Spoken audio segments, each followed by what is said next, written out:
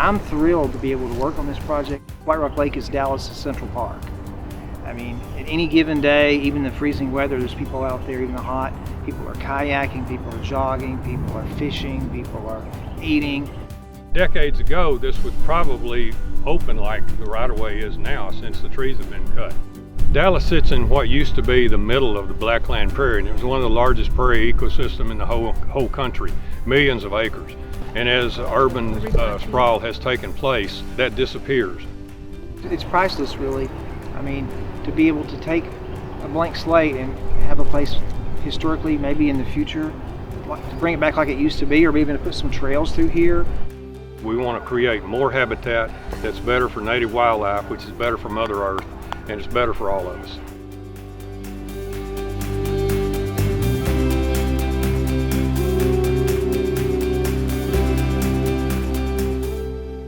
We're going to have monarch butterflies here 12 months from now, like you won't believe. And they will come here from now on, every fall and every spring, and it's going to be wonderful to see. If you can keep a species from being listed on the endangered species list, that's a landmark achievement. I know Oncor people want to do the right thing. I mean, they hire biologists and botanists and wildlife people. Everybody wants to have a clean environment, everybody wants to have electricity, and they have to work together.